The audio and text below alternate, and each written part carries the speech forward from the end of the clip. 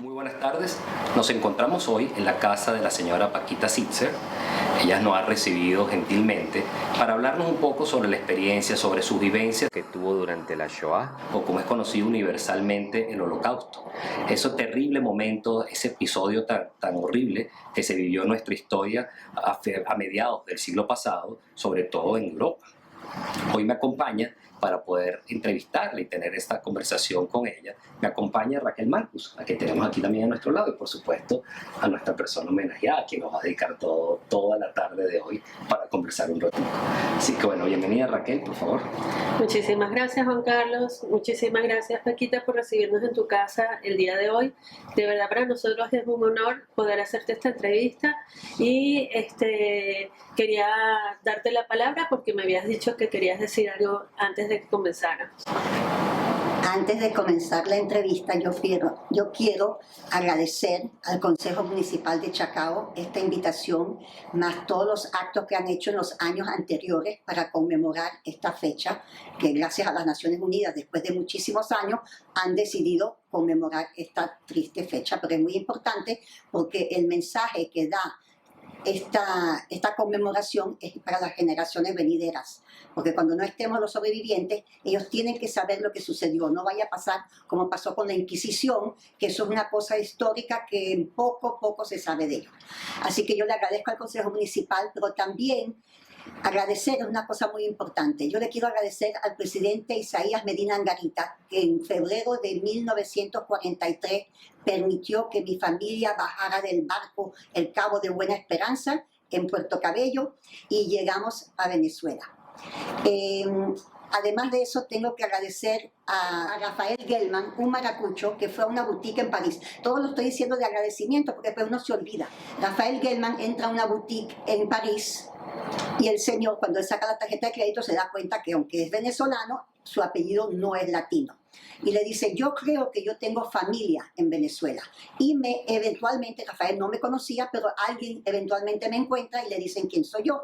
Bueno, razón, esto era familia política y eventualmente yo me encontré con ellos en Nueva York y me entregaron 2 postales que mi papá había escrito en enero de 1943.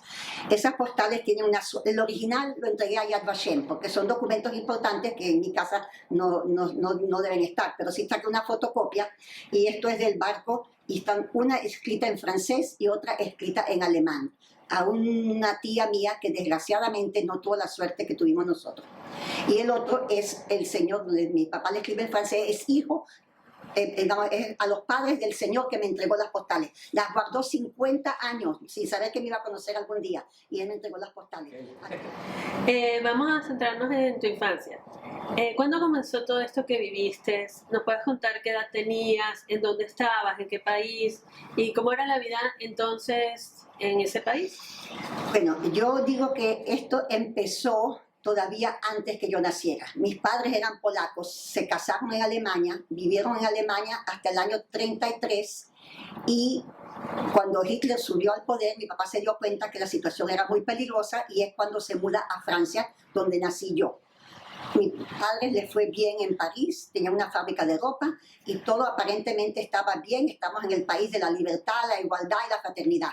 Pero en 1940, junio de 1940, invaden los nazis y como mi papá era apátrida, tenía residencia legal en Francia, pero no tenía documento francés y mucho menos ni polaco ni alemán, entonces lo arrestan y lo llevan a un campo de concentración en Francia.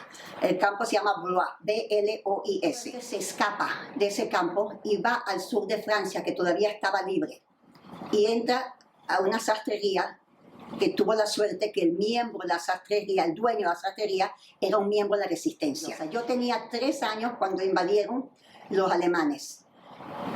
Cuando mi papá conoce a este francés, este miembro de la resistencia, mi papá le dice que dejó a su familia en París. Entonces, con la ayuda de este señor y otros miembros de la resistencia, nos buscaron y nos llevaron al sur de Francia, donde vivimos en Pau 2 años. En este nuevo lugar a donde fuiste, ¿llegaste a tener algún contacto con los nazis o salieron de Europa antes de que llegaras a tener un contacto directo con los nazis? ¿Cómo deciden salir de Francia y qué tenían pensado en ese momento? Bueno, los alemanes, los nazis no estaban todavía en el sur de Francia, porque Francia estaba dividida. Era Francia libre y Francia ocupada. Entonces estábamos bien, vivimos ahí 2 años. Los vecinos eran muy buena gente. Ahí no sentimos nada, bueno, perdón, digo no sentimos. Aparentemente mi familia no sintió antisemitismo. Entonces estábamos tranquilos. Pero yo estaba tranquila porque yo era una niña. Pero aparentemente mi papá no estaba tranquilo, sabía las noticias que estaban sucediendo y decide hacer la salida de Po a España y eventualmente a Venezuela. Okay, yo nunca conocí a mis abuelos, yo creo que ellos fallecieron antes de la guerra. Tíos y primos no conocí hasta los años 50 cuando los conocí en Estados Unidos. Así que realmente mi familia era muy corta. Mi mamá, mi papá, mi hermano y yo. Mi hermano nació en Alemania, 5 años mayor que yo. Entonces la única legal realmente que tenía papeles legales era Paquita, que nació en Francia, y mi verdadero nombre legal es Françoise. Mi mamá perdió las hermanas en concentración, pero los hermanos todos sobrevivieron. Un tío vivía en Bélgica. Los otros 2 eran de la Legión extranjera. Entonces uno terminó en Israel y mi tío vivía en Tánger y falleció en el año 70. Así que es interesante cómo cada uno de algún modo pudo salvarse. ¿Cómo manejaban esto con los vecinos? ¿Los vecinos los ayudaban? ¿Más bien se tenían que esconder de ellos?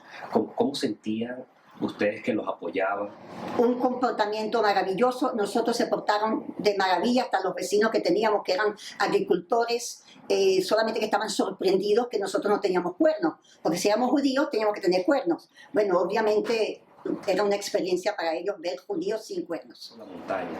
¿En qué momento decide tu familia, en qué momento decide tu papá y tu mamá tomar esa decisión de irse, de agarrar la montaña y de atravesar, de huir a ese camino a la libertad? Yo, en esos 2 años que estuvimos en Po, yo creo que mi papá siempre estaba pensando en eso, porque con la ayuda de Víctor y otros miembros de la resistencia hicieron los contactos para poder cruzar la montaña, pero tampoco vas a cruzar la montaña si no tienes documentación.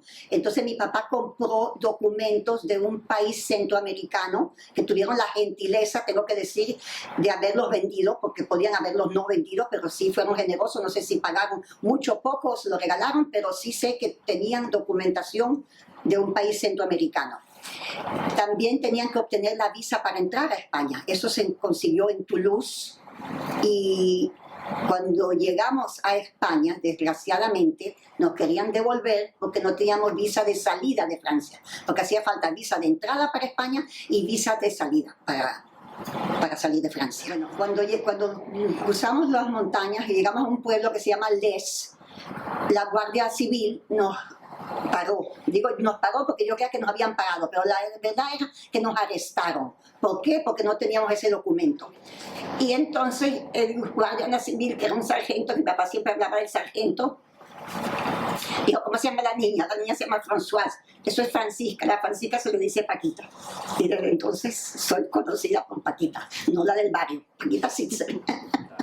¿Cómo deciden que es Venezuela? ¿Por qué llegan a Venezuela y no a ese país centroamericano en que ya tenían papeles? Ok, cuando nos arrestan al llegar a Les, mi papá tiene una carta con los pasajes para el barco del Cabo de Buena Esperanza y decía que iba a Venezuela. Ahora, parece que en algún momento mi papá tiene que haber sabido que en Venezuela nos iban a dejar entrar, a pesar de que la Cancillería tenían órdenes de no darle visa a los judíos. Pero alguna información tendría, porque en el arresto dice, estos señores llegaron de la montaña y llegaron con un pasaje para ir a Venezuela. Yo me supongo que para ir al país centroamericano a lo mejor no nos hubieran dejado entrar porque los documentos eran falsos. Eso no se sabe. Yo soy venezolana por naturalización desde el año 47, pero mi cédula está debajo del 1.000.000 y yo no sé si la gente que está viendo este documento o este testimonio tendrá muchas cédulas debajo del 1.000.000. Eso me enorgullece. Bueno, ¿cómo llegamos a Venezuela? Llegamos a Puerto Cabello.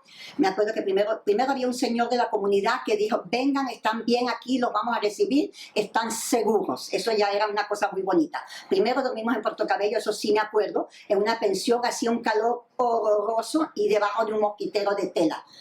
Eso me acuerdo muy bien. Después, el recorrido, que no había autopista, es en autobús de Puerto Cabello a Caracas. En Caracas fuimos a una pensión, la pensión del señor Beckerman, que quedaba donde queda el centro Simón Bolívar hoy en día.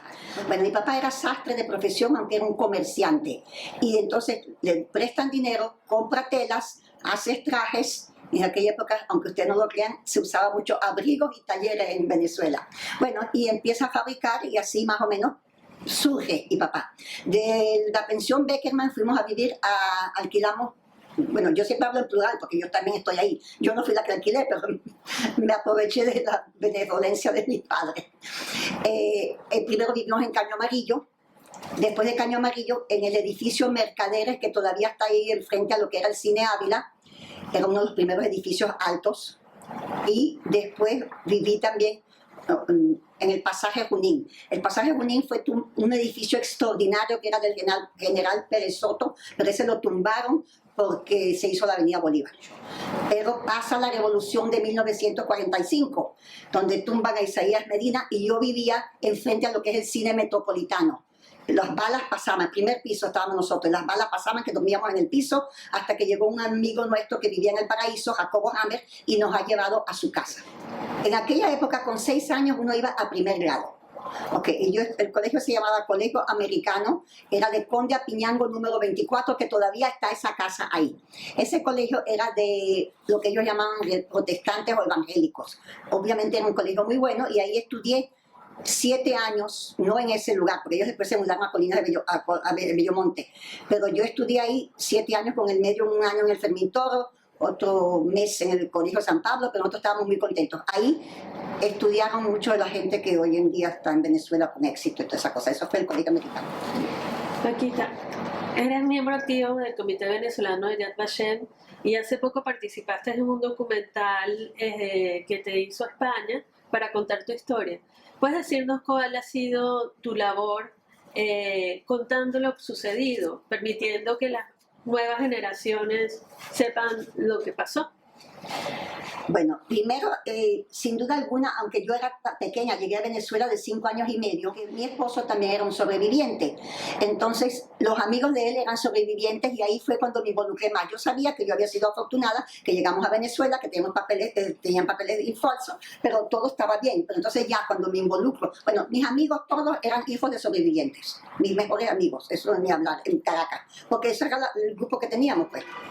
El documental, que se llama Perseguir y Salvar, que quiere decir Perseguidos y Salvados, fue iniciado por la Diputación de Lérida, o Lleida, como dicen en catalán, por ellos, que les parecía que era importante porque esa zona había sido muy importante para salvarnos, para darle recepción a mucha gente. Pero esa zona también eventualmente fue donde los nazis que se estaban escapando también usaron las montañas.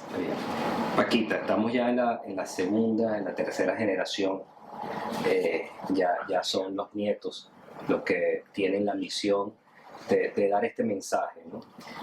Pero ¿qué mensaje le das tú a ellos y a las generaciones por venir sobre este tema tan terrible que se vivió en la Shoah? Desgraciadamente, esta generación está viviendo el resurgimiento del antisemitismo. Así que el mensaje que yo le pueda dar es muy importante, porque ellos tienen que darse cuenta de que ellos también son vulnerables. Esto no es ningún chiste. Lo que pasa es que antes no era de moda ser antisemita, pero por alguna razón está volviendo. Entonces, el mensaje que le puedo dar a la juventud es que estén cautelosos, que sean gente buena, que sean gente decente, que ayuden al prójimo cuando puedan ayudarlo, y que no se dejen, vamos a decir la palabra, no sé si atacar, que no se dejen apabullar por estos grupos, perdón, porque son plurales y es muy aparte del mundo. Estamos muy agradecidos contigo por habernos recibido hoy. De verdad que se nota en tu forma como hablas, en la pasión que le pones, que además tienes como misión transmitir esto a todas las generaciones. Notábamos cómo sin duda se te quiebra la voz, pero pero cada vez que recuerdas todos esos detalles, además detalles tan mínimos y tan pequeñitos de direcciones, de nombres, de personas, de verdad que es un honor estar aquí porque bueno, sabemos cómo fue eso, cómo lo viviste, y bueno, y sin duda es una misión inmensa que tenemos todos los judíos y toda la gente del mundo, de transmitir esto para que no se vuelva a repetir, para no olvidar. Pienso que la labor de dejar testimonio y dejar testimonio grabado, como lo estamos haciendo en este caso, es fundamental.